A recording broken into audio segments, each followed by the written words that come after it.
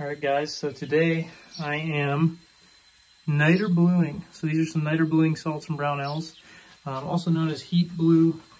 I'm going to kind of walk you through the process and how it goes. These niter bluing salts, they come in a little plastic bucket, and they are like a little pelletized salt.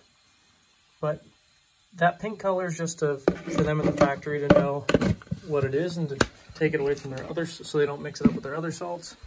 But once you kind of get it melted down, it turns that color. You'll end up getting a little bit of foam on the top, and you have to skim that off as you go.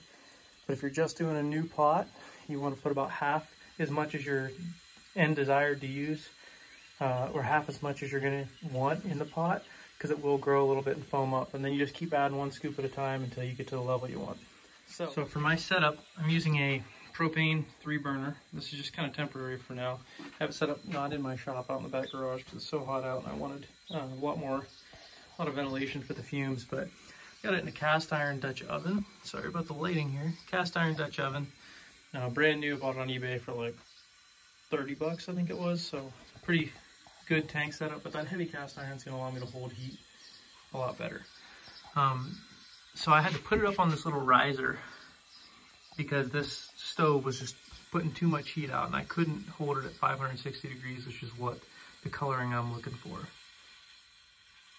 I'm going to turn it up just a hair to get to 560. So as far as the coloring goes, this is what you can expect.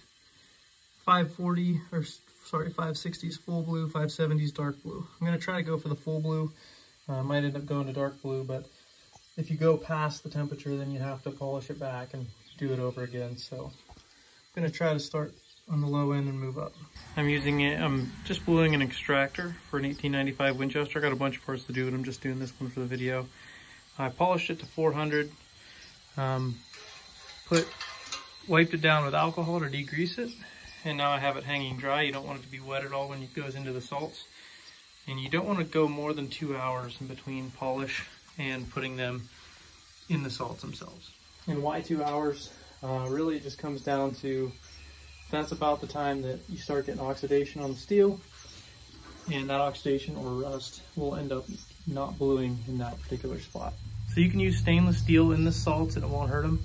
So I have this little T thing for holding really small pins to go in there, and I'm using a stainless steel mixer to mix it up as I go.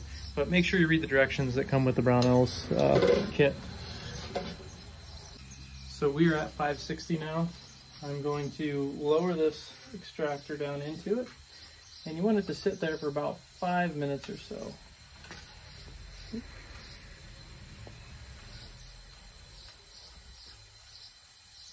Important to note that this thermometer is not the one Brownells sells. The Brownells bluing thermometer only goes up to 400 degrees, and you need one that goes up to about 600. So the difference between using niter salts and just heat bluing it with a flame, or a lead bath you can actually do, is you get a lot more controllability with that temperature. So I'm kind of on the high end right now. It's at 550 something, 557 or so. I'm gonna cool it down. The part hasn't reached that. The part has to be at that temperature to hit that color. But these salts are just more controllable. So one thing to note is once I pull it out of here and I'm happy with the color, I'm gonna douse it in water, clean water, rainwater that I'm using. And then I'm gonna scrub it, make sure there's no salts in it. With these simple parts, niter blue, there usually isn't any place for the salts to hang around. Then I'll put it in a water displacement oil, which I like to use kerosene. You can actually buy specific water displacement oils, but I soak it in kerosene overnight and then put it in a heavy gun oil for a day or so, and haven't had any issues doing it that way. I may have mentioned it already, but yeah, I degreased it with alcohol prior to putting it in here. I also degreased the metal wire that I have it hanging on. You want to keep any water away from these salts. You don't want to put that into this while it's hot. It'll actually sputter and could cause some burns. So I'm having trouble keeping the temperature. Again, this is my first time using this setup, but I'm having trouble keeping the temperature at 560, so it just bounced back down to 550. Again, it's not a big deal, but let's check where that part is at. Okay, you guys probably can't see that, but we are getting there. We're like a deep purple right now. So while this is getting back up to temp, it dropped down to 550. You know, I'm gonna try to go to 560 and hold it there again, I'm at deep purple, which means 550, makes sense. But let's talk about the benefits of niter blue. So really there's no rust preventative benefits, it's just coloring the bare steel. So you gotta keep it fully oiled. It's not like bluing where you're rusting the metal and then getting it to stay at that level. So you gotta really keep an eye out for that and make sure it's oiled frequently so it doesn't rust. The other thing is it wears very quickly. There's no depth to this, it's just kind of on the surface. So keep that in mind for any niter blued parts. Really, it's a decorative finish. All right, so it's at 570 and it's been holding there for a few minutes. I'm gonna check.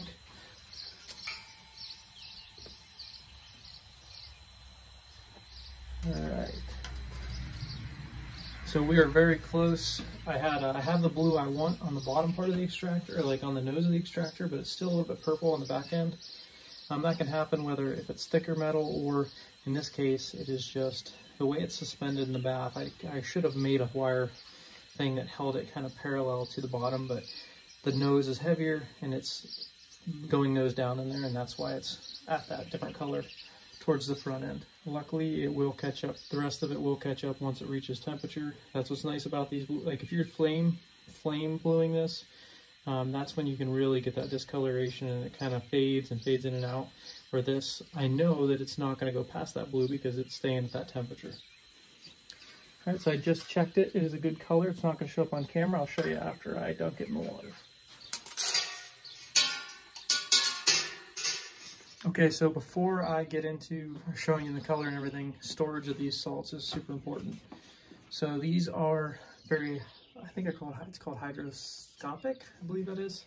They basically absorb moisture out of the air. So, and moisture is an enemy to this.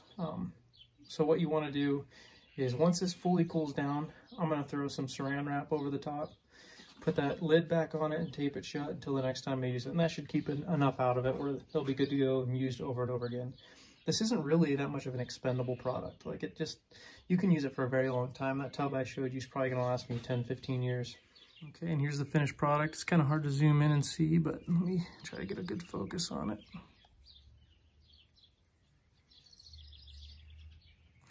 You can see I got a really nice, even fire blue. And we'll get a good video on the bench so you can see what that looks like. All right, so here's the finished product. The little bit of discoloration you see there, that's just from what's wet from the kerosene and what isn't. I still have to soak it yet, but once it's fully soaked, then I will oil it up, and the oil tends to bring out even darker, or kind of makes it a little bit deeper as well. But for now, I'm gonna leave it soaked in kerosene and then go on from there. But you can see it got a really beautiful blue out of that.